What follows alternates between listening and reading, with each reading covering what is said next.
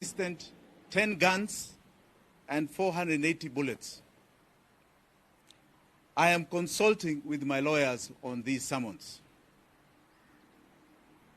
They are ingenuous, feeble, and a political witch hunt. The DCI has maliciously and politically been violating my fundamental rights and freedoms. Not too long ago, you saw ATPU break into these very same premises.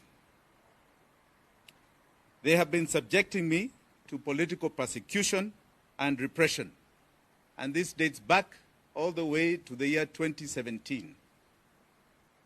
However, I want to state categorically here that I will neither surrender nor succumb to this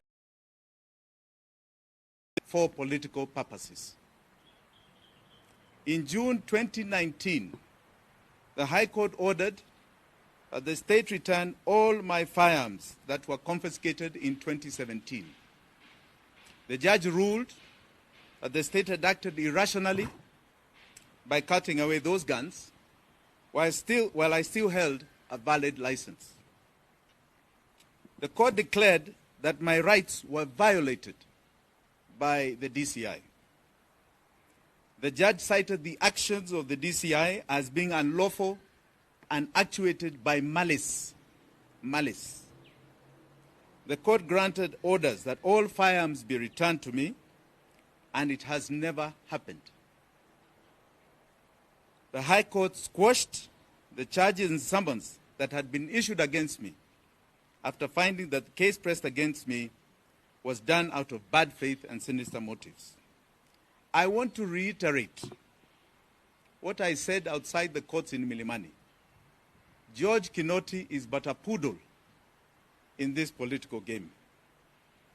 He is a convict. He was convicted last year in February by the courts. And really, a convict cannot be a police officer. In November 2021, the High Court sentenced Kinoti to 4 months imprisonment for disobeying that court order. He is an embodiment of impunity and abuse of power. He has not obeyed any of those orders. The judge earlier directed that the DCI return all firearms that were taken from my residence. Today, he has the audacity to ask me to give him firearms. The same Kinoti, and I think this is important people know, because it's important to articulate a persecution.